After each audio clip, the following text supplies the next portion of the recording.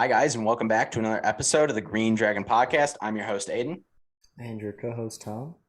and we're joined today by a special guest, friend of the I'm podcast, assuming, Ryan Milligan. Ryan Milligan. Welcome to the show. Yeah, thanks for having me, guys. I know it's been quite a little bit of a phone tag thing. You guys have been trying to get this together for like a month or even more than that. I kind of feel bad about dodging it for so long, but I'm glad we finally made it work out. Yeah, me too. Tom's always like, hey, Ryan and Alyssa might get on. I'm like, okay.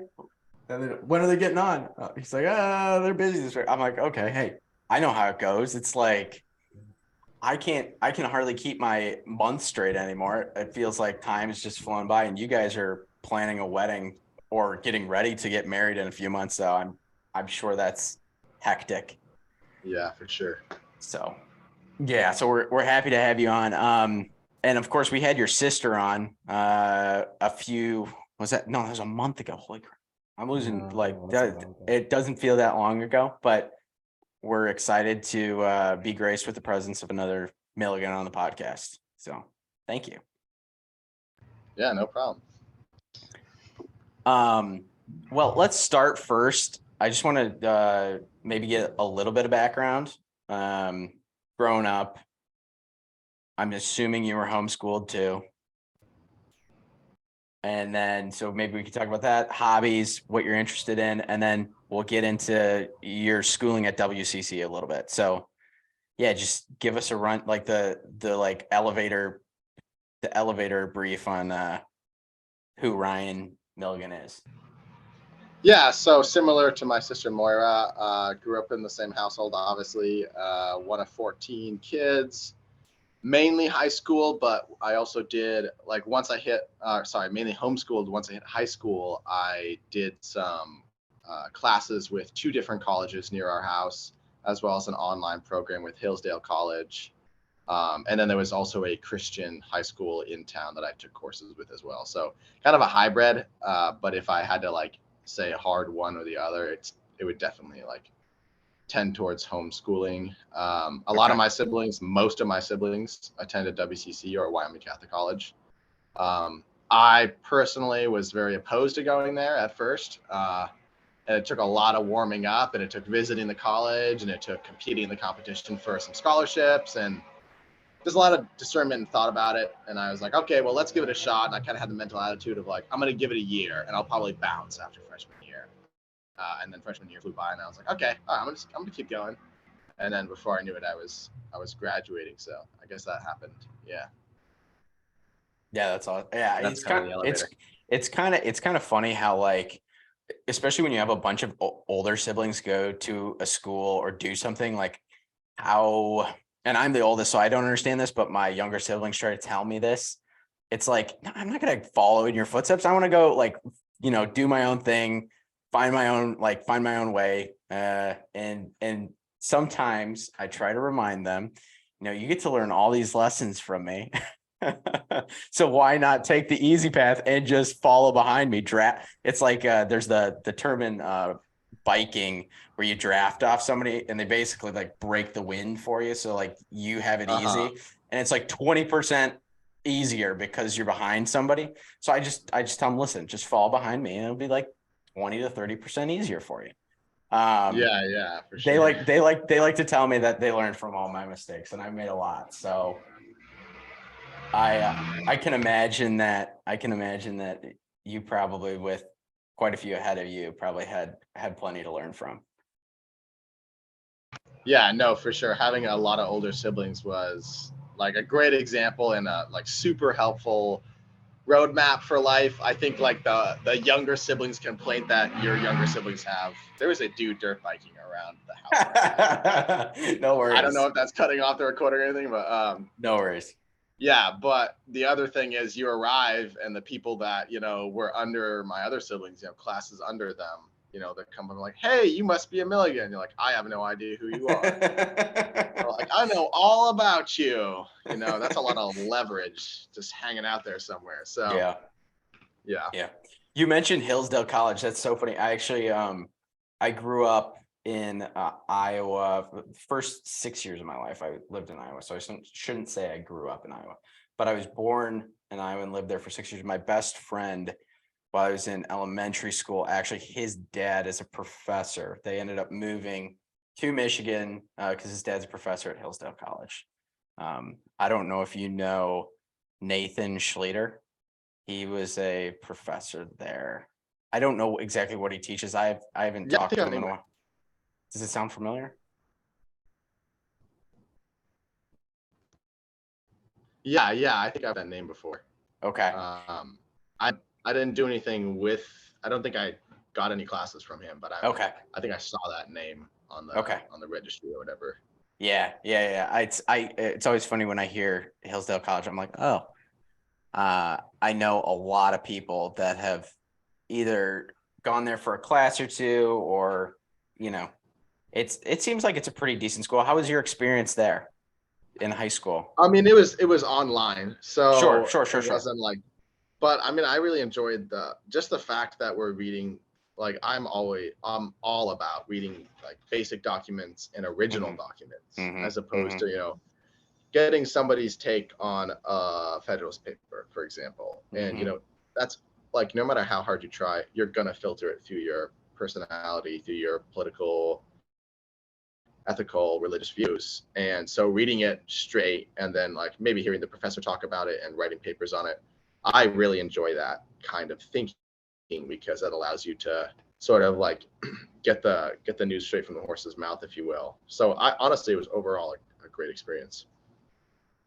Yeah, that's really cool. And that's something I feel like that's lacking in a lot of education settings, is like you're just spoon fed something that somebody else wrote about, and they wrote about something that somebody else wrote about something that they wrote about the original source. So it's like the game of telephone. Like, it's so far removed from the original source that it's like complete nonsense by the time it gets to you. And so, like, I don't know. It's not as beautiful or unique, and you're not getting the true sense of what that person who originally wrote it was trying to convey. So I think that's a cool thing. Yeah, for sure.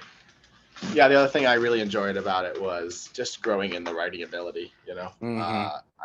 I think if you're writing in one particular field, it's very easy to get comfortable. Like, if you're always writing research papers, you'll get really good at it, but you won't be able to say anything like profoundly original. And I'm not gonna like claim that I've ever said anything profoundly original. At 22, you don't get to say a lot of things that are, you know, completely your own. But being able to like compare and contrast between, what were the founding fathers educated and what were they aiming for? Mm. Just kind of like, yeah, that experience was cool.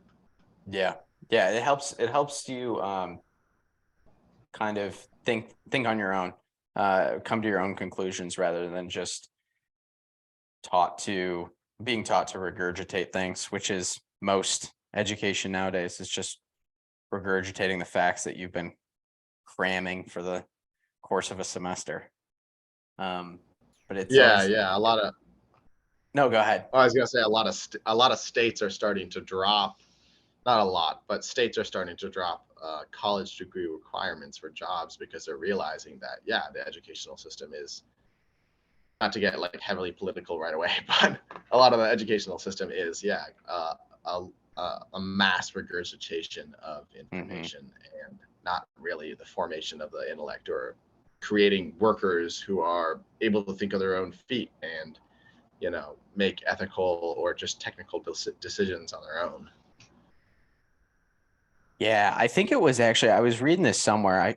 This is bad that I'm not remembering where, because I won't be able to cite it in our show notes, which I usually like to do. But I was reading that one of the Rockefellers, I think it was, and this is gonna, it's completely offhand, but one of the Rockefellers was actually the one to design the modern education system, especially like grade school and high school. And the way it was designed is basically to create the perfect worker. And it wasn't designed to develop people with critical thinking skills that were able to become highly successful. It was basically just to create a cog. which is kind of crazy to think about that. That's like that same structure is used nowadays for almost all education across the board. But it does show because the lack of critical thinking skills is like so prevalent. Like if you ask somebody to have a debate with you on any topic, even one that they might find that or think they're very passionate about, it's so difficult for them to present a logical argument and be able to defend their art. Even if they have an argument or a belief, they can't defend it at all. So it's pretty crazy to see how lacking the youth are in that regard.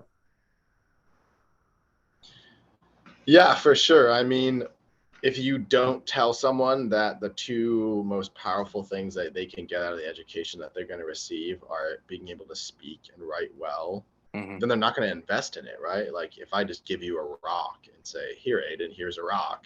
Good luck," and you're just going to chuck it, right?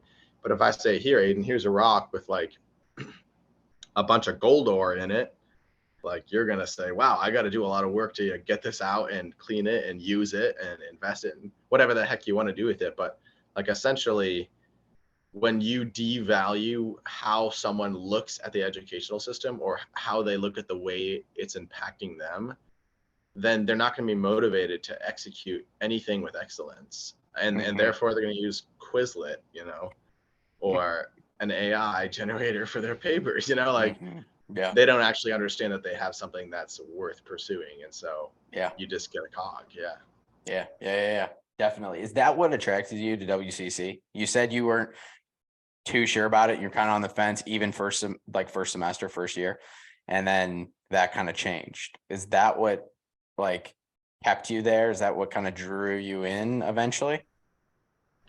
Yeah, it is essentially the pursuit of mastering your own mind in a way. And that's something that you're not going to really get, at most other schools. But Wyoming Catholic is incredibly rigorous. It's incredibly developmental, and it's not easy. And there was a lot of times where I was like, I don't really want to be here anymore because this is so hard. And I think the reason it kept me there was because it was so hard, and maybe it's a little bit more of a stoic view to say, it's good because it's hard. But I think the way, we work these days and the way our minds work, a lot of times, if it is hard for you, there's a pretty good chance that is actually also good for you, depending what you do with it. So yeah, the very countercultural method of approaching education and self-development was what kept me there. Yeah, basically. Yeah. I would say that I think we talked about this a little bit actually with your sister. We were talking about going through those difficult challenges in life present a lot of opportunity to learn and learn about who you are as a person, and those really shape where you end up in life. So that's really cool. Was that the first time like that's not something that's, I feel like especially now, that's not something kids are taught how to deal with. They're not taught how to deal with hardship. They're not taught to fight or really work through a problem that they're faced with, work through a challenge that they're faced with. Would you say that your upbringing kind of taught you that? Was it your parents? Like, that's not something that every person has. What do you attribute that to? Yeah, I definitely think there was a lot of aspects about my childhood that really geared me towards that. And I definitely think that my parents were excellent at, not in their own words, but I suppose in my own words, like allowing a child to do something dangerous if they're doing it carefully. And that's where that's where education starts. When you're a kid who's just learned how to walk and you find a hammer and you're like, well, this is a tool. I've seen dad use it before. It's dangerous. I've got to be careful with it. And then you start to try to learn how to use it as a tool versus like, here is an asphalt or not like an asphalt, like one of those tire ground, playgrounds where like it's not even real bark, it's rubber and everything's safe. And where you have a kid who's in an environment where it's like, I will never get hurt, and then they go out into the real world and they are immediately, like allegorically speaking, immediately just totally crushed, right? And so yeah, just having the upbringing that I did with allowing us to do dangerous things and allowing us to really pursue this kind of things was probably what predisposed me to that. But I do think there's something in everyone that pushes back against that. So everyone is going to have their own battle. No matter what your raising was, you're going to have a battle personally to be able to say, like, yes, I'm going to allow myself to take risks and allow myself to develop myself in a dangerous way. Yeah, that's really interesting. I think the more I think about it, like I look at a lot of the people I grew up with, and I'm still friends with today, and the people, especially the people that I hold a lot of commonality with. I would say that is a common theme in all of our upbringings. Is like our parents weren't the helicopter parents. We grew up going outside, using our imagination, probably getting into a little bit of trouble. Not probably what most parents today would like not consider the most like safe environment for children to grow up. I mean, I grew up like I had a tool set by the time I was like 3 years old because I saw my grandpa and my dad. They had their own tool sets and I wanted my own. Like I had a legit like mini. My grandpa got it for me when I was like I think 3. It was like a hammer, like it was a hammer, a screwdriver, and like this like mini saw. And I also got a pocket knife too. And I remember it like I think it was like 4 or 5. We were on a family vacation up at this lake and we were with some family friends. And I was running around with this pocket knife. It was like a multi-tool, like a Leatherman. And my friend's mom was like, "What are you doing with that knife?" Like I think I was like whittling a stick or something. She took the knife away and she's like, "Does your mom know you have that? All this stuff." And I was like, "Yeah, my mom gave it to me." But like the difference in upbringing there, like I think it raises 2 completely different people. Like one person that's always looking or kind of been inside this like bubble of the helicopter parent, like underneath the helicopter parent. And they really never learn how to think or act for themselves or learn how to work through the mistakes they make. And they're always I think a lot of times they look for like that self-affirmation, like, or not self-affirmation, but the affirmation of others. That's one thing I've noticed. A lot of people that grow up with a helicopter parent, they're always looking for like affirmation because they always look to their parents for affirmation on whatever they were doing. Yeah, So I think and it's super yeah, go ahead. interesting. No, it's just like I find it super interesting. Like I don't know, all my friends that are now really successful people and can work through problems all kind of had that similar upbringing. Yeah. I mean, think about it. If you are raised your entire life, I can I have, or I want X, and you get it from your parent. Okay. Mm-hmm. All right. So that's the way you look at the world. You ask for something and you get it, right? Very simple. So you go out into the world and your friends aren't affirming you at everything you say. Your girlfriend or boyfriend like literally cannot keep up with the amount of attention that you need. Like, what's going on here? Like, why is the world so messed up? Like, why aren't people affirming me, etc. It's like, well, because you were raised with a certain outlook on life, and the reality that your life is just incongruent, right? Like the reason children should be allowed to read fairy tales is because it is a safe environment in which they're allowed to face scary things in a way. Like, no, obviously a witch isn't going to eat you when you go to bed tonight. But at the same time, listening to that allows them to process the fact that no, evil exists. There is evil out there. There are things that are going to come after you. And there are times when you're going to feel alone and you have to keep fighting because we're not going to always be around, kid. And I think, who doesn't want affirmation? Who doesn't want to be loved? Everyone does, right? And so as a parent, it's like, I am going to love this child, but in exchange, this child is going to almost find me necessary for life, And so I don't think some parents think through the connotations of doing stuff like that, like long term. You know, what's your 18-year-old going to look like? Are they going to be independent, strong people who look up to their father as an example and their mother as an example, or are they going to look at their parents as support being they need and they can't, you know, no. Yeah. Sorry, that was kind of my spiel on that.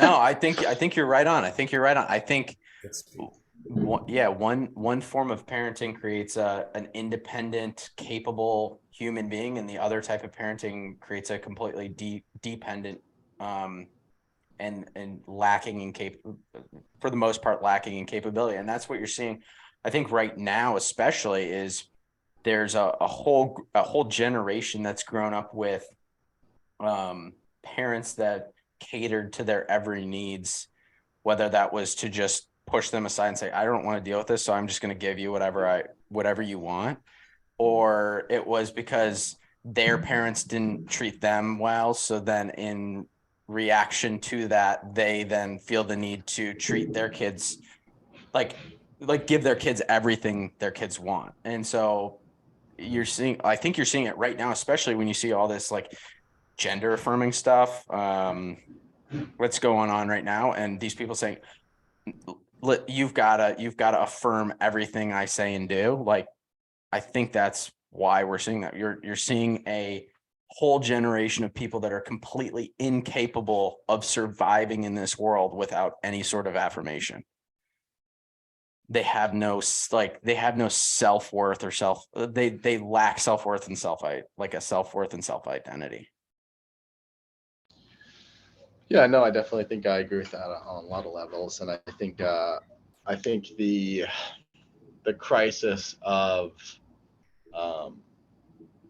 like when is pain or lack or like pushback gonna be okay? You know, like no one has ever said, you know, waking up after a workout, like, I am mad that I am sore. You know, like that's just not something anyone has claimed or thought would happen. You know, and unfortunately, growing up and growing in self-consciousness, it's the same thing. Like, and I'm not being like that, you know, old hardened dude who's like, maybe you're traumatized, but just suck it up and, like, you know, put it forward or whatever, you'll be fine. It's like, no, maybe you need therapy. Like, there's a genuine case sometimes if you need that, and like maybe you even need medication. I'm not sure. It's a very, very like particular individual to individual kind of thing, but I think when you have parents in general that are far more geared to protective raising, and by that I mean like shielding their child from reality, versus taking their child and introducing reality. I think there's a big difference. It doesn't look very, very different sometimes, but I think there's a big difference in that. Yeah. Like you're saying, I think we're kind of just tossing the ball back and forth here, if you will. Yeah. No, definitely. We can kind of shift a little bit, because I was interested in something you said, that you talked about fairy tales and kids. And I want to relate that a little bit back to your thesis. And I watched the YouTube video Tom sent me. It was really good, by the way. So, you know, golf clap to you. Congrats. You did a great job.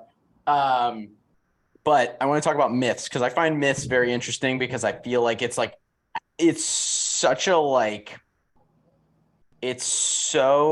like, to understand what myths are, I think really helps to understand who we are as human beings, because it's something that's been part of like human nature, human beings since the beginning of time. Like, myths have been around forever, and there's a reason why. So maybe we just start out this conversation on myths. Like, how would you define a myth? Like, what is a myth? Oof. Okay. I think it's what I said in my thesis or oration. But there's a lot of different terminology you can use to define a myth. But for me, a myth is a story or a religious belief that is an aid to defining a culture, or cultural belief that is passed down hand to hand and is generally an explanation of the existence of the supernatural or the less known. That's kind of a long-winded version. No, I assume that's anything. I like that. I like that a lot. Because I think it's very true. I would like if you look at any culture, in the popular, stories that are based around mythology, it's always typically religious. It's trying to explain, why are we here? How did we get here? Is there a higher power? Like, those are like the common themes. And then along the way, like, the stories typically teach us a lot about what does it mean to be like a human being, or what is the human experience, and how do we work through that. And I think it's really interesting that so many religions, like all religions, have these stories that are passed down. But it's amazing to me, like, how similar these stories are. Like, when you start to really break them down, like, yeah, they're going to have different characters in them. And the stories might slightly vary. But when you start to break it down and look at like the humanity of it and really like break down these stories, like, so many of them are similar, which I think is really cool, because it shows you that, like, really, as human beings, we're all trying to figure out the same thing. And we're all looking towards the skies, so to speak, to do that for the most part. Like, we're looking for that higher power to explain what it means to be a human. And I think, like, that's why people are so fascinated with them, because I think we realize that there's something more than just us, and we're trying to figure that out. And that's how it's always been. That's why we have mythology. Yeah, no, yeah, right on the nose, I think, with that kind of looking at something more universal than particular. Mm-hmm. And obviously, the cultures of the world did not get together and have a big, like, okay, guys, what's our story?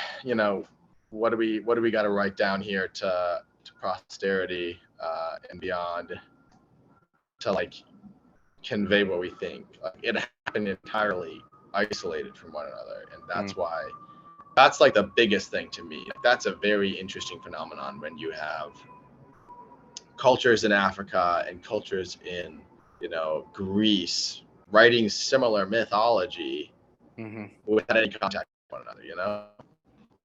And it's a pretty indicative of something inherent in human nature rather than something that is taught or assimilated culturally. Mm-hmm. Mm-hmm. Yeah, I think it is really cool. Have you seen, kind of like off topic a little bit, but you know who Graham Hancock is? Have you ever heard of Graham Hancock? I've heard the name. Okay. I think So the only reason I know about him is because I listened to way too much Joe Rogan, and he got on Joe Rogan several times. And that's where it was from. yeah, yeah. So he talks about this idea that the world and human civilization, especially advanced human civilization, is much older than we think it is. And it's very interesting. This series on Netflix that he came out with. It's called Ancient Apocalypse. If you haven't seen it, it's really interesting. Like, I don't agree with everything the guy says, but like, at the very least, it really makes you start to realize that, like, as human beings, we tend to have this very tribal approach to the way we live our lives. Being that we really just look at the small community that's around us, and we tend to hold on to that. But the way Graham approaches this is after you get done watching the show, you almost feel like, human beings as a whole are all and always have been living for the same thing, kind of looking for the same thing, which kind of goes back to this idea of mythology. And it's really interesting because, like, we have so much commonality, but we spend all our time fighting each other, because we're so tribal. And after I watched the show, it was just like a light switch kind of clicked, and I was like, if more people thought this way, meaning that if more people thought as of humans as like this singular group rather than a bunch of different tribes with a bunch of different beliefs that you have to fight each other over and steal each other's land over, like we'd be so much better off. We'd be so much happier. But yeah, if you haven't watched it, it's really interesting. And I like the history aspect of it because he talks about all these ancient civilizations that are like 10,000 plus years old and the things they were building at these times, like archaeologists can't explain it. And it points to probably a bunch of ancient civilizations that had, remarkable engineering and all these different things. People that built the pyramids, built pyramids before like the Great Pyramid of Giza. So like, and somehow got wiped off the face of the earth. So it's kind of quite interesting, especially if you're into mythology too, because I think those ancient civilizations play a large role in the stories that were then wrote, thousands of years later too. So anyways, a little off topic, but yeah, I would recommend it. I can send you the link to it if you want. But it's Go for it. definitely worth a watch. Yeah, that's really interesting. The whole universal thing.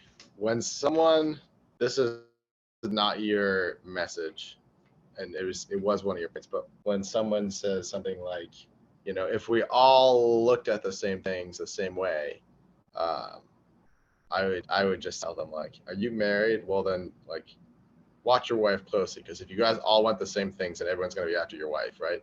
So there are differences. It's sarcasm, but like there are differences that are like, wow, that's very interesting. It's like, yes, I'm not saying we should advocate for war or anything, but like there's definitely something in the human mind that is very geographical or just proximity based, and when you have that situation, you are gonna find your environment, be protective about it, and you're not gonna want anything else besides what's familiar in there. Mm-hmm. So I would say there is going to be very little chance that humanity is ever going to learn to cooperate as a whole. Yes. For any extended period of time.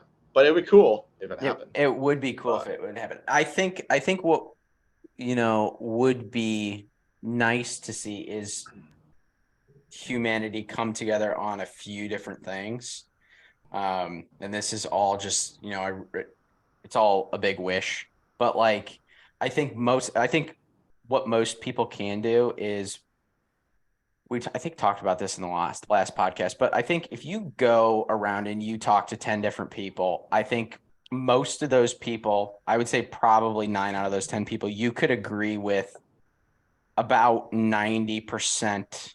And it's harder nowadays, but you could agree with like the really important things in life. Like we all want to provide for our families. We all want to protect our families.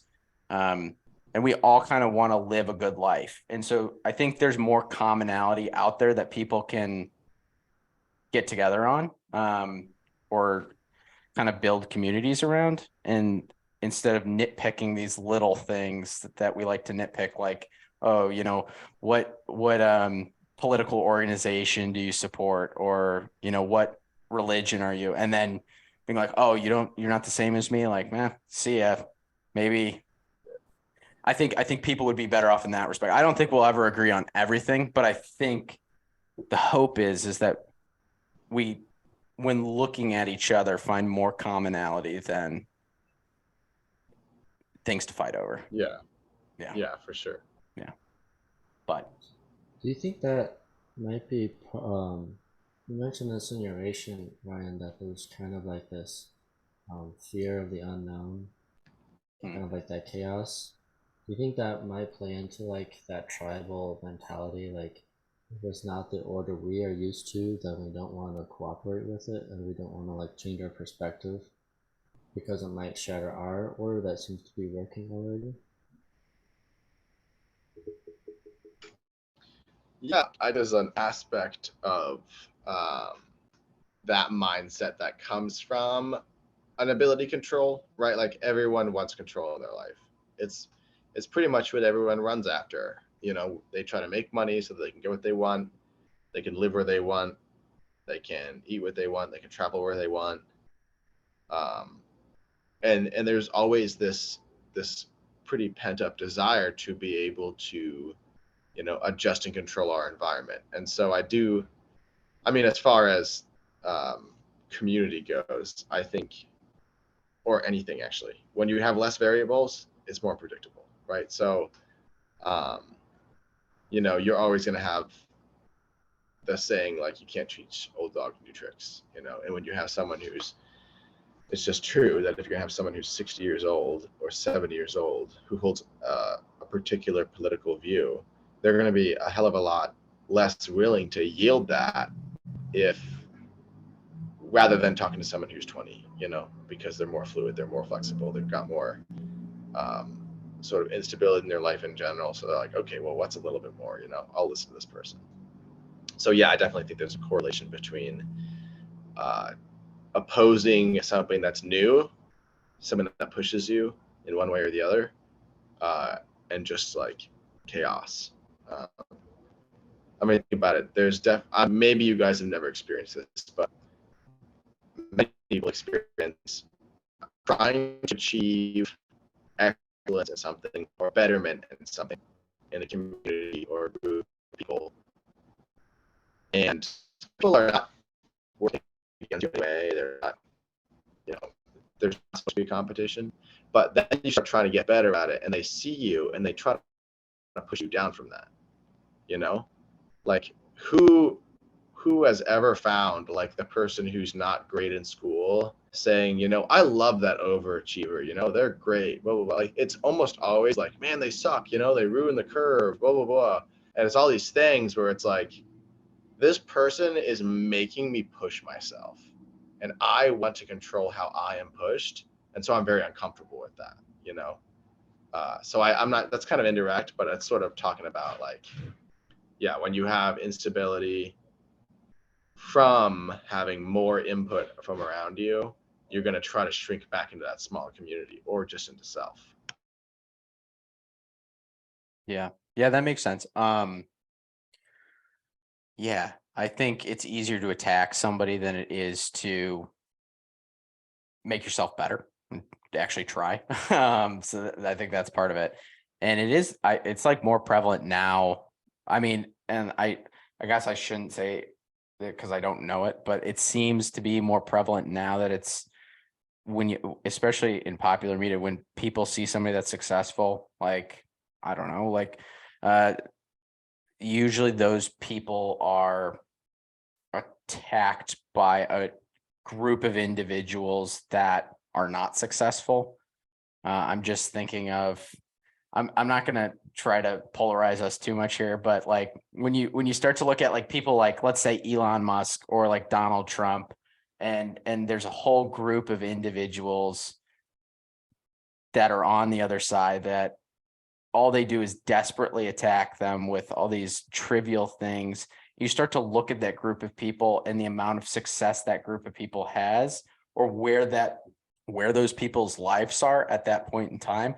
And it starts to become this like really sad thing. And I don't know if maybe I'll get your thoughts on social media, but social media has seemed to create this space where it's easier to attack somebody, to discredit them, than it is to make yourself better, to, you know, challenge yourself. I don't know if that makes any sense. Like, it's easier to get on a comment section, see the person with the private jet and say, you know what, man, you're doing really great. I'm, you know, not doing that great right now, but I want to be like you someday. But instead it's easier to go and say, you know, you're destroying the environment. How dare you? All these other things. Let me find like a million different ways to attack you because I think you're a horrible human being. Like that type of, like, it just seems like social media has created this space that's made it easier for people to quit at trying to be great and just attack.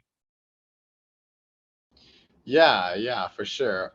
I think it's a distraction thing. I think if you really want to test your opposition and really want to find out if, you know, maybe these people at the protest that are protesting against me have, you know, a valid point, get up and do whatever you're doing early. You know, if you're giving a lecture or a talk or a speech, or you're doing a presentation, get up early. And if they show up early, maybe you should figure out what's going on over there, because that means they're disciplined, right? But a lot of the times, if you want to avoid a protest, just get up early. And a lot of times the opposition is going to be too lazy to get up. Why? Because, you know, they don't schedule when they go to sleep. They don't schedule when they go to like get up in the morning. They don't discipline themselves physically or mentally. And I'm not saying like, you know, if you are in a hectic stage of your life where you're not going to the gym 2 to 3 to 4 days a week, like, okay, that's fine. But social media allows you to depersonalize the other person. I mean, think about it. You know, the English language is the one I'm familiar with, you know, constantly using. And I can read a sentence from one person and I can read a sentence from another person. And then from 100 other people, am I really going to be able to pick out, if I read 100 sentences from 100 people that I knew well, I would bet you $100 that I could not, or I could probably get 50%, maybe more like 10% of like, okay, this person wrote this line, right? So when you pull the personality out of the person's comments or their texts, or maybe they didn't think it through long enough, you know? And so you have this like, I'm more like interacting with this, what you call an interpersonal barrier. I'm not actually relating with the person really. And so you have the situation where you're not really actually talking to someone. You're just yelling at a screen. I don't know, really, it's just kind of my thought on it. Yeah. Yeah, it makes sense. I think I don't know where I read this. Again, this is just another random fact that floats around my head. But I think it was actually probably on Joe Rogan, but I think I heard somewhere you're only able to really know, like your brain's only capable of really interacting and knowing a certain amount of people. I think it was somewhere in like the 50s. I think it was around 50 people. Maybe it's even less than that. I don't know if you guys know. But it makes sense. Like your brain has a limited amount of capacity, especially like when interacting. You think about like the whole tribal thing. I mean, like from the beginning of mankind, it wasn't like we were sitting around interacting with thousands of people at a time or even hundreds of people at a time. Most of the time, it was a small group of people that you were around. And so that's kind of how human brains are wired. They're just not meant to take in that much stimulus from that many different sources. So like it's almost impossible to have a good conversation with that many people on social media or take in that much stimulus. And I think that's one of the reasons, like, I don't know, that's why I like podcasts, because you get to sit down with a few people and really like dive into a good conversation. And the conversations that we have on podcasts are thousands of more times valuable than the interactions that we have on social media. Not to say that the interactions we have on Instagram, when people say, oh, you know, love what you're doing, like that's great. And we do appreciate that. But like, it's so much more valuable when you get to sit down with somebody that's listened to the podcast, one of our guests, and they say, I listened to last week's podcast. It was awesome. Like, I love that conversation. And then you get to have a conversation with them. There's something like so much more valuable there. Like it's a different level of connection. Yeah, I think another part of that is the sort of the value you also place on things. You know, like I mean, we are way past the industrial revolution right now, but there was definitely like a time where people like, well, if they can make so many so fast, how are they as valuable or how are they as well built as, you know, a bench knife made by this Italian craftsman who's been working at his trade for 6 generations, you know, his father's father, you know, it's been handed down. It's an art form. And there's this machine that comes down and cuts it out, you know, like, okay, well, is that as great? Well, it's like, well, what about your words? You know, how many times do you open your mouth and think about it before you say it, or, you know, move your thumbs and think about really like, what are the connotations of what I'm doing right now? You know, I'm going to throw out an insult out there. Does this conversation warrant an insult? No. Like, Obviously not, but I'm not going to think about it. I'm just going to do it, right? So I think there's something in social media that devalues one-on-one interaction.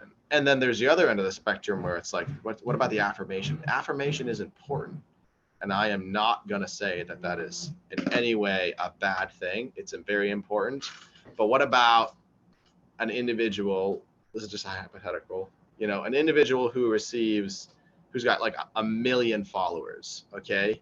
And they're constantly like getting likes and getting DMs and all these things from people around them that are not proximate to them in such a way that, if someone actually who obviously needs to work on their interrelationship and they need to maybe they have a significant other, and that person is not as good at interacting. And that one individual is literally competing with a million people to give their significant, like their girlfriend or their boyfriend, whoever that influencer is, as much affirmation as they're receiving from their platform, And so I'm not saying you shouldn't have social media. I have Facebook to keep track of like nephews and nieces. I haven't posted in a while. It's like, I feel like an old man even saying that because, I'll talk to someone my age and they're like, you have Facebook? Like, what is this?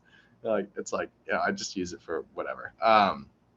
But when you have a lifestyle that is built off getting likes, then essentially, that's bread and circus, and before long, you're not even personifying yourself to people. You're simply doing what is suggested in the comments, and it's getting a little bit of personality touch from you, but it's really not you. You're just trying to continue to generate that revenue and generate that affirmation.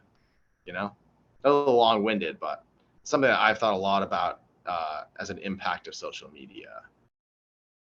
Yeah, you really become like a slave to it. It really creates this and I think that's part of the problem. It's like so like addictive. Especially like things like TikTok now are so addictive that you get sucked in, but then that addiction starts to shape who you are as an individual outside of the app. So like instead of just enjoying your nice dinner out, your phone eats first. And I'm literally calling out like every Instagram girl on the face of this planet right now. So I'm probably gonna get hate for this, but like it's like the thing, or like, trust me when I say this, I'm not in any way hating on Taylor Swift fans right now, because I will get murdered if I say I'm hating on Taylor Swift fans right now, because my girlfriend is a Taylor Swift fan. But the amount of posts I saw this week from people I knew in Chicago that went to the Taylor Swift concerts on Friday, Saturday, and Sunday, where it was just a video of Taylor Swift singing, I was like, okay, so how, and I asked my girlfriend this because she was at the concert. I said, so how much time out of that concert did you spend videotaping the concert?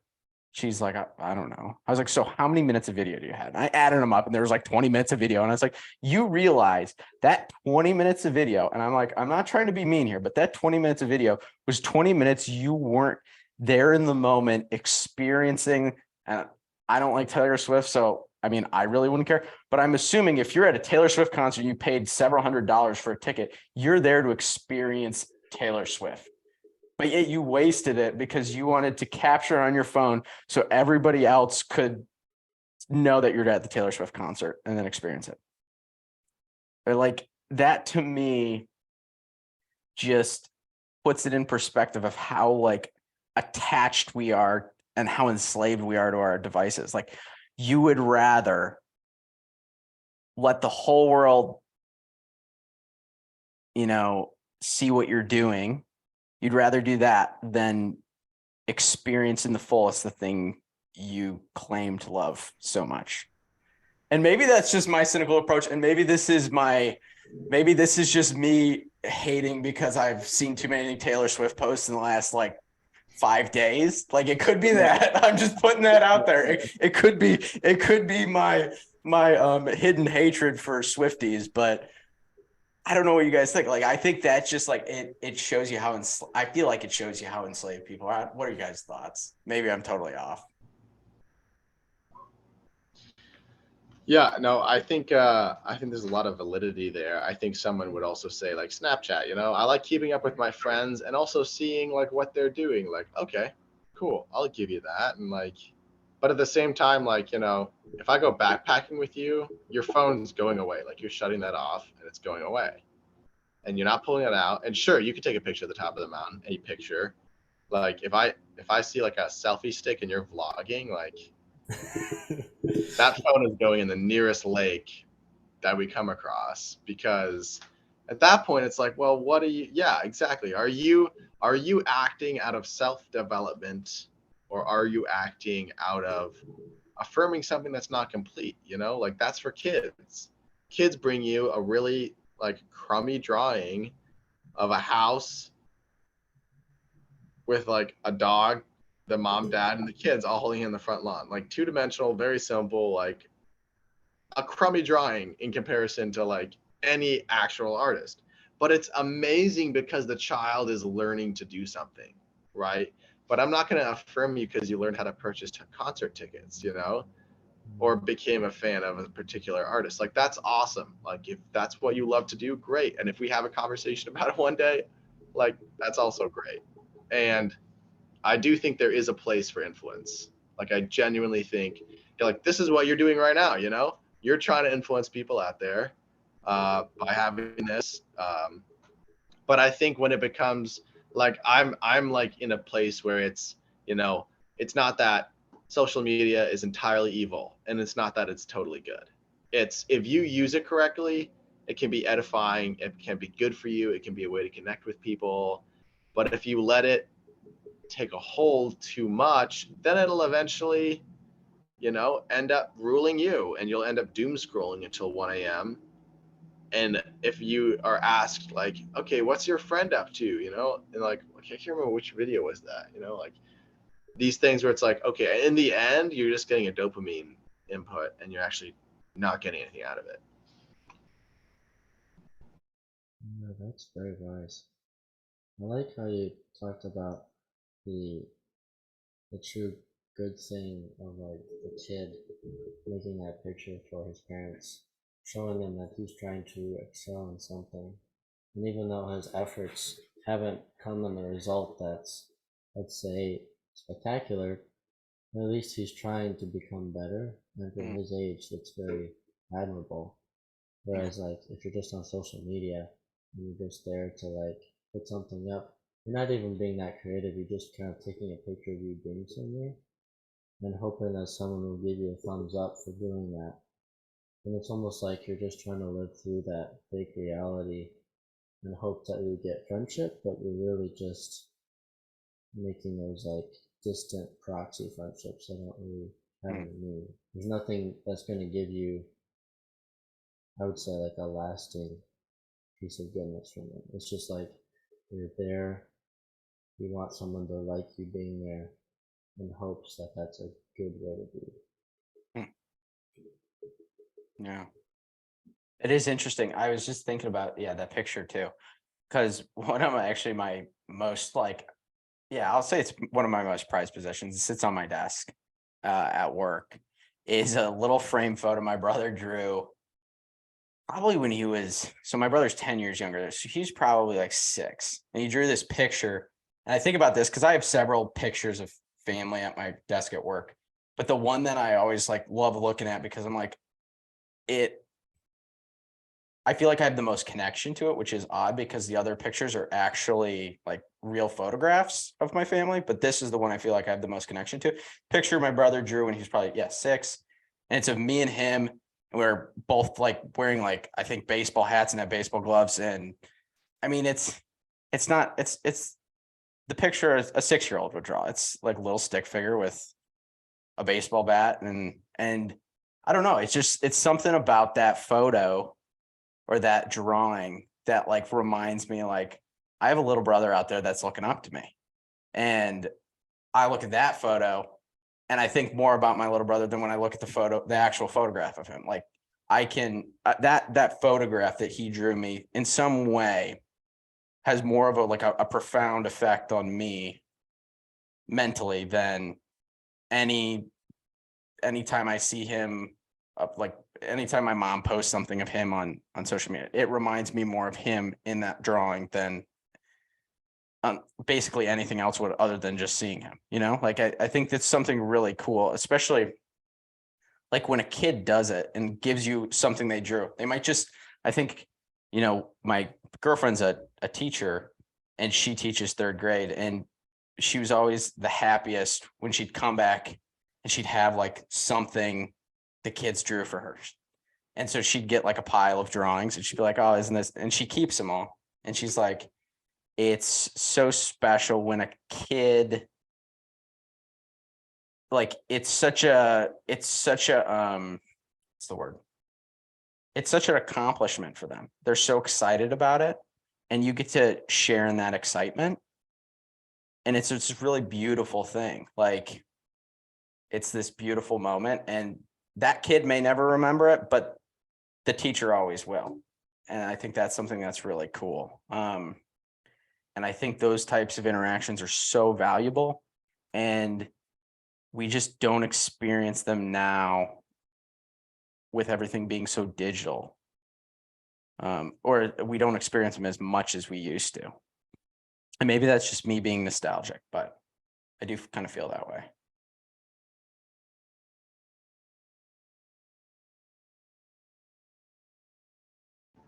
Say a little bit more about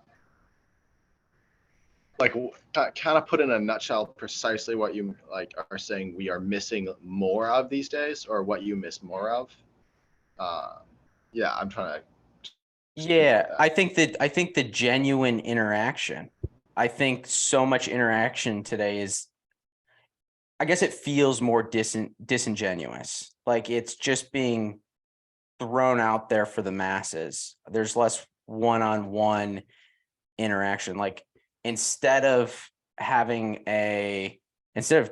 even texting or calling your friend, instead you're throwing something out there on social media for all your friends to see. So then it becomes this game of like, you're not really having a personal interaction with one person. You're just throwing things out there for all of your friends to see. So then this interaction you're having really isn't an interaction. It's just you, I guess, throwing information or a picture out there. I don't know if that makes sense.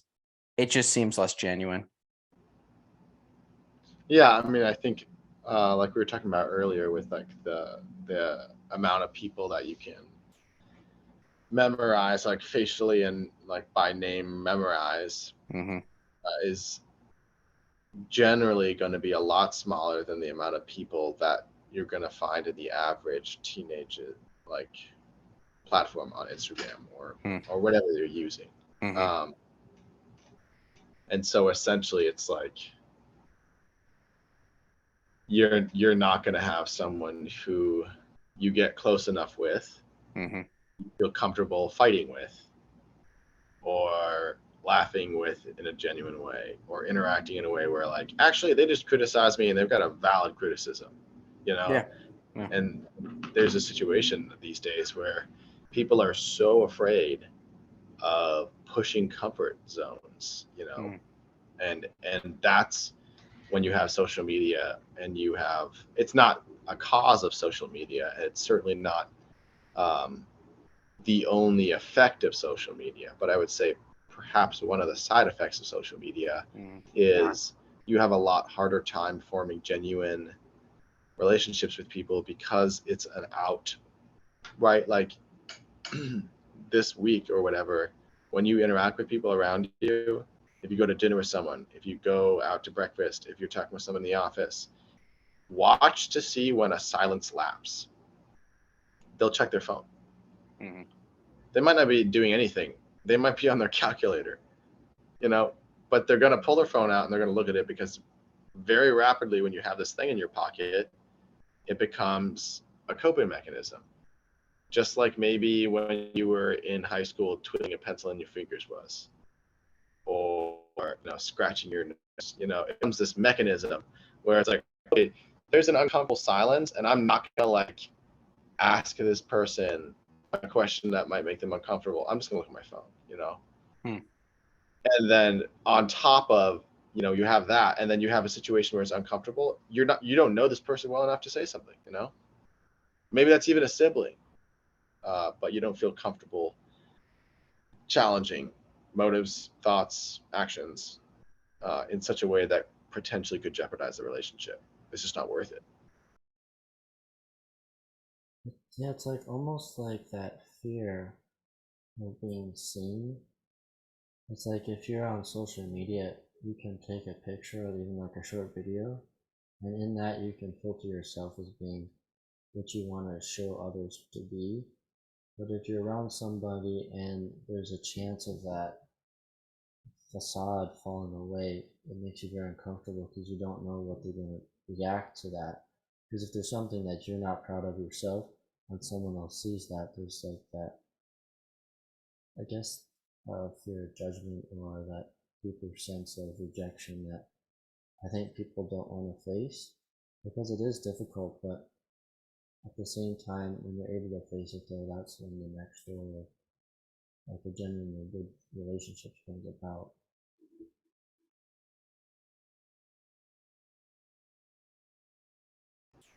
Yeah, I think there's something very, very true when you look at someone's ability to interact and their consumption of screen time, essentially. And I mean, I don't know what the numbers are nowadays, but at some point, the average 12-year-old consumed something like 6 hours a day, you know, just like obscene amounts. And you can just Google it and you'll get the numbers or whatever. But Tom, do you want to talk a little bit? I'm really interested in, like, this kind of ties into my thesis a little bit. Like when you have your ego and your persona, the larger the gap between those two things, the more unhappy and more like alone you're going to feel. So I was just wondering if you could like talk a little bit more about what you were saying with like the distancing of the persona from other people, or the ingenuineness, I guess, essentially. Yeah, it's actually something I've been thinking about for a long time. Were you at Catherine Boucher's oration, Ryan? I don't think I was. If I was, I mean, I think I might have been there. Yeah, I think I was. She was talking about the idea of truly being seen, like the idea of shame. Like Yeah. if you do something that you're not proud of and you want to hide, you don't feel like someone else will accept you afterwards. But the gift that God gave us is that um, He still wants to be with us and look at us, even though we have done those things. And He gives that through the crucifix. Like He became the image of what we're afraid to be, so that we can look at that image and then be sanctified.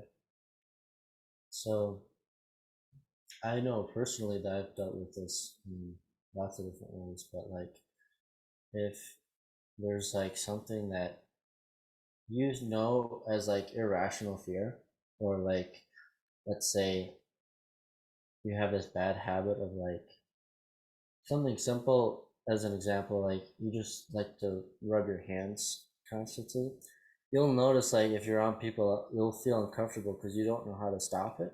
And you know other people are noticing it, so you don't really want to be around them because you don't want them to have a negative image of you. But then on a deeper level, let's say you have like a porn addiction or something. You really don't want people to know about that because then you know if they find out, then the good things that you try to present to them, like you say, you try to be honest, you try to be outgoing, they'll start to wonder, is that really you? Or is that something that you're trying to show me? And I think there's like that deeper realization inside of you that there are dark parts of you that you want to address, but you don't want to let your friends see them just yet, because then you're afraid that they'll reject you, and then you won't have that ability to keep building that relationship with them. So that's the problem I see. I've been thinking about the solution. I don't know exactly how you fix it, but if you guys have some thoughts. Yeah, I was just trying to. I was just trying. My mic was being really irritating.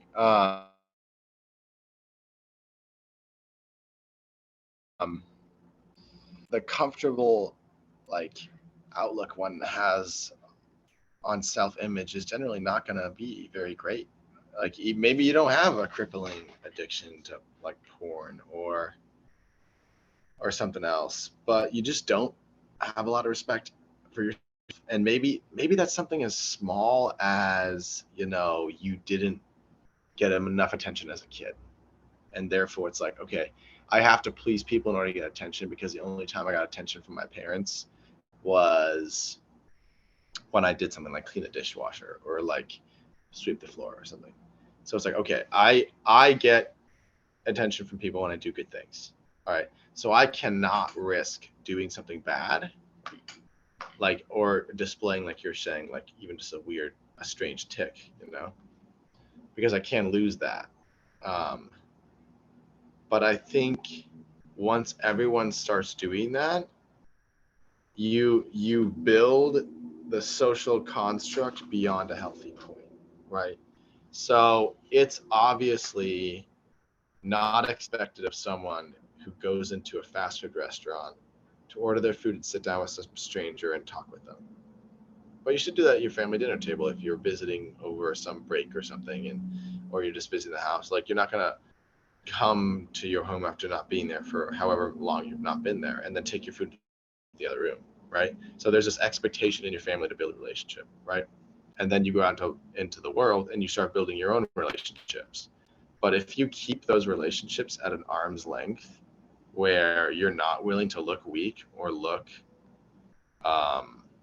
less than perfect, you're never going to look any better than you look now. In fact, you're going to look worse, because there's just no way to develop yourself without the criticism of others, you know, um, and self-criticism, but at the same time affirming yourself in the fact that it's okay to have those, like when you're constantly like getting this feed of people who are always like immaculate looking, they just look amazing, like, does this person just like sleep on the beach, because they are always there, or something like that, where it's like you consistently getting this input of a situation or a given like mindset of this person, and it's like, well, that must be that they're always like that, no? And it's like, no, they're not, and you have to be okay with being a little upset around a friend or being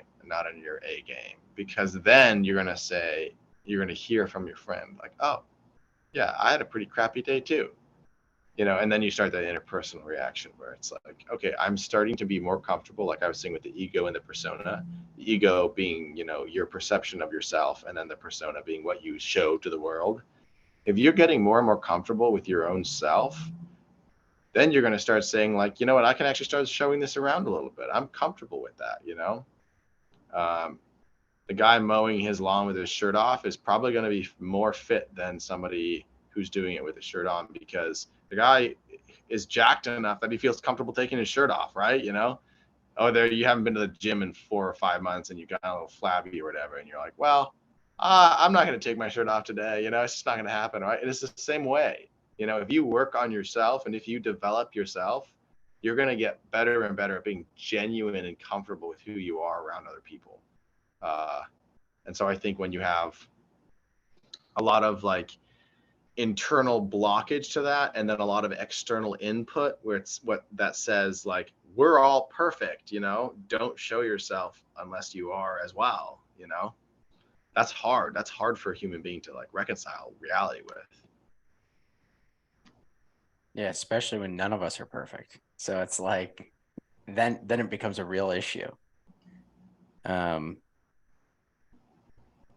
Yeah, I mean, I know for myself, especially like in high school, it was like a really difficult time for me because one of the things I struggled with the most was like, well, I was homeschooled and I had a lot of friends that weren't homeschooled. So it was like, well, this is like, it was a part of who I was, but I didn't want other people to see that because there's kind of the stigma that comes along with being homeschooled that you're just like not cool, right?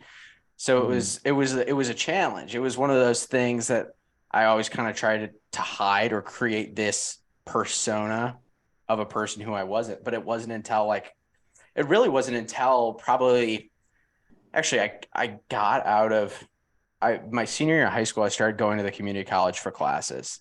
And that's kind of when I was like, I can be myself. And this is like my opportunity to be more true to who I am and not try to hide the things I'm interested in, the person I am. And like it's a really like you feel like when you break down those like walls that you've put up to try to protect yourself, it's a freeing feeling. Like you feel amazing. You're like, oh my gosh.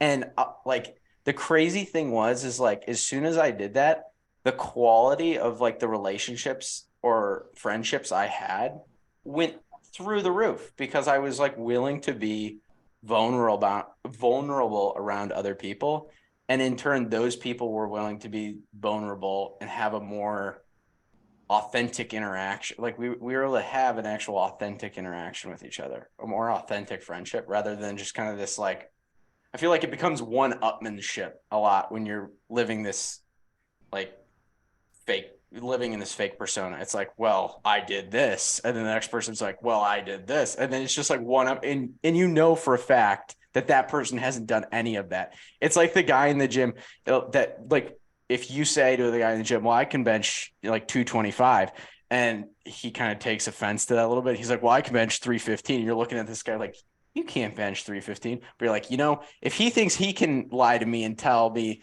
that he can bench 315, I can bench 335. Like, and then it just becomes this thing. And then you get to the end and you're like, why the heck did I do that? Like, why did I just go through that whole interaction when I could have been like, yeah, man, like it's been a while. It's been like 4 months and my bench sucks right now. And you could commiserate over how badly your benches are going, like at that time. Like, so I don't know. It's just, I feel like the first step to having a quality relationship with somebody else, or trying to make yourself better, I think especially when you're trying to make yourself better is like you have to admit like where you fall short. Like you have to recognize where your weaknesses are. It's just kind of with like recovery. Like if you have an addiction, the first step is recognizing that you have a problem. And until you do that, like there is no, I mean, you're never really going to fully heal or reconcile the issue that you have. Yeah, yeah. I also think it's easier. The whole like college or high school to college um, transition, I think, is always a little primordial, honestly, because you look at lions and you see like when a young lion, like a male lion, becomes an adult, there's either going to be a fight where he gets kicked out or he's going to take over the pride, and you have the situation where, okay, what's going to happen, and you're in your dad's house or whatever, and you're like, well, I'm either staying here or I'm going to college. It's like, well, obviously there's this deep set drive in me to go out and do my own thing. And then you immediately have this disconnect. Well, like these kids that saw me grow up from like a prepubescent, like kind of like klutz who didn't really know what was going on, slowly to young adulthood, that's kind of hard to like convince them that you're a different person now, even having like such a big family.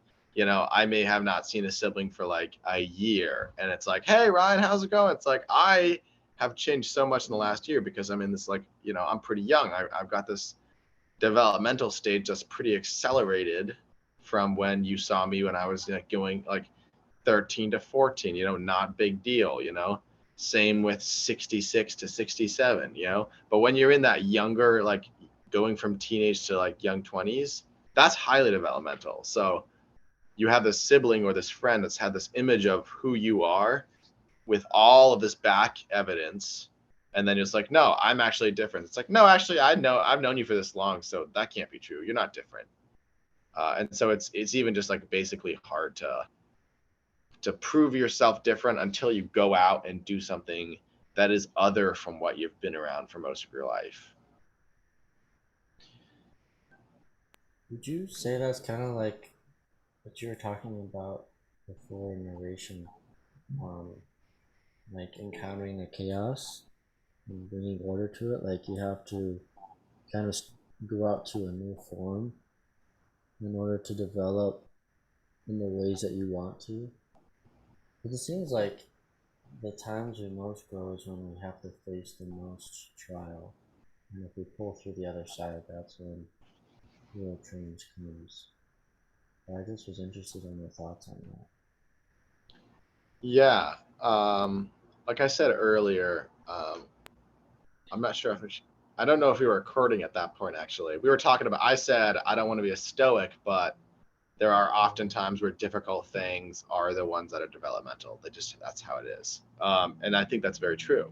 And I think that's true because, right, the unknown or the chaos, you have a situation where, there's this otherness from what you know, and you either have to learn or burn, and sometimes you learn because you burn, but hopefully it's not the situation, but there's this like malleable flexibility that you have to have.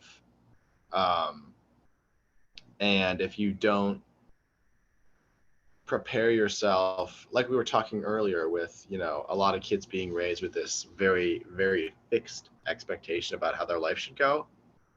And then, it's like the difference between walking on a boat with your legs locked and walking normally, you're like the sea legs, you're supposed to have sea legs in this world, you've got to have them a little bent, you got to be ready for a little tossing. And if you walk out there with your knees locked thinking like, no, that this is how this is going to go, like you're going to be in the drink before you know it. And so as far as like the chaos goes, that I think, Tom, you're referring to Carl Jung talking about the chaos of the unconscious mind, and being able to look at one's mind as something that's growing and developing and introducing scary new things to your conscious mind, is like absolutely fundamental if you want to grow at anything. I could talk a long time about like just like self-development. Like I have a long journey to go before I want to be anything, like before I am anything near like what I want to be, but it's definitely something that fascinates me. It's something that's I think an amazing thing, and the like possibly the best thing you can do as a person, Kind of seems like that's our mission here, is to see who we can become. Mm-hmm. What that means around us. So I'm definitely with you there, Ryan, thinking that it's extremely fascinating. I mean, I've been kind of hooked to personal development things since I was 13. I picked up a book from my dad's shelf called How to Influence and Influence People by Dale Carnegie. And I picked it up actually, it's kind of funny, to make better friendships because I was really bad at it.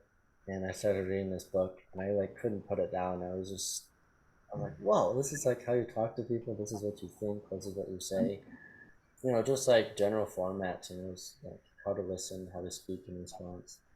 And from that, it's just been really fascinating to understand really our role in life. And self-development really is to see like how well you can grow, develop, and like optimize the things that you can so that you can do the most good. It's really fascinating. So I'm gonna with it there. Yeah, we all have different limits and different capabilities and different gifts, but you gotta look at it like you're looking at it, really, Tom. And it's not something that's like, oh, this is scary, you know. It's like, no, it's not actually as scary as you think. It is terrifying because no one likes messing up in front of somebody else, you know. But if you're willing to do that, then the world's like it's your oyster, because if you're really pushing yourself, then you're gonna mess up. Like, no one who is doing something without any failure at all is actually pushing themselves. And if they're doing it, like, if they're on another level, it's like, okay, that person actually needs to be pushed even more, because they're like, you know, just kind of putzing along level is a lot higher than everybody else's. But everybody else is saying, oh, they're achieving so much because, you know, it's next level. But in reality, it's like, no, they need to be pushed hard until they at least, start getting that stage where it's like, I'm actually impressed. I'm actually feeling like I need to start learning more about what I'm doing here, and pushing myself in such a way that, you know, there is a balance between order and expected order and unpredictability. Because if your life is all order, then you have it coming. Like, it's only a matter of time before complete chaos comes into your life, and you don't know what to do with it because you weren't prepared. You didn't account for it. And I think having that balance between the two is super important, and also having the mindset that you're talking about, like this, let's get after it and let's keep building it, instead of saying like, I'm scared of going opening that can of worms, because it is a big can of worms, but it's one worth opening. Yeah, because it kind of um it unravels a lot of the mysteries. Well, not unravels, at least shows you a lot of the mysteries of the world, and it makes life so much more exciting. Like, I I don't know if you've listened to this, Ryan. I've recommended this talk to so many people because I think it's the best talk I've ever heard in my life. But it was a talk Jordan Peterson did about a half a year ago at the library in Ephesus. Apparently, it was bigger than Alexandria at its height. And the talk is called The Logos at Ephesus. So he's outside the ruins and he's giving this talk about the idea of order and chaos in the mind, spoken language, what that means with Christianity, Christ being the Logos, how we're made in the image and likeness of Him, and then how we bring order into this world. It's phenomenal. It's so good. I really recommend it. I'm a huge fan of Jordan Peterson, to the point where He's like, so I'm good. scared of name dropping him, because then, like, who knows what's going to happen with the conversation, because like, You know what I was kind of thinking. I was like, you mentioned the whole getting up thing, getting up and getting up early to see if your opposition gets up with you. And did you pull that from Peterson? Because I literally yesterday saw a clip where he said almost the exact same thing. I was like, I wonder if Ryan watched that video too.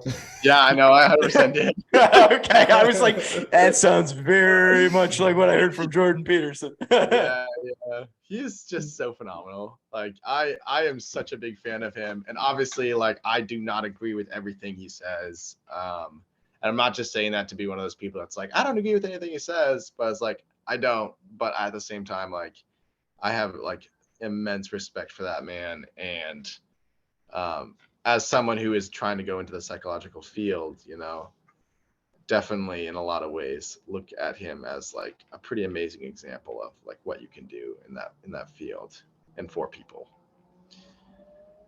It's truly remarkable, and it's just like what he says, just being dedicated to the craft of learning and trying to help with what you learn. It's really remarkable. Yeah. Yeah, the takeaway, I mean, like, know yourself. Very short, easy phrase to say, but you're going to take till the day you drop to do it. Mm-hmm. And Carl Jung has this quote. It's not word for word, but I'm paraphrasing, and I think I used it in my oration, but it's like, not a lot of people achieve self-consciousness, and those who do generally pay it forward with neurosis or something far worse, and that's because it is such a challenge. It's such a challenge, and it takes a lot of grit and it takes a lot of resolve. But you have to decide whether it's worth it to you, and it's kind of a blue pill, red pill situation, like, is what I don't know going to hurt me?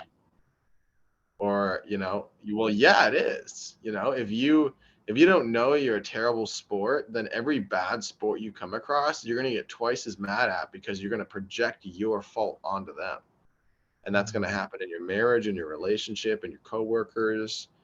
And, you got to work as hard as you can to illuminate as much as you can in order to really have a grip about, like, okay, what's going on in me, and what am I projecting, And that's kind of like WCC, it's like, I keep saying WCC, Wyoming Catholic College, where we go, Yeah. Like, it's essentially like, you pay a lot, you pay a lot of stress, you pay a lot of anxiety, you pay a lot of like tough grading, you pay a lot of like small school drama, and you get a lot out of it. But, everything that is good for you is going to have a price. That was my last bit there. Aiden, what were you going to say?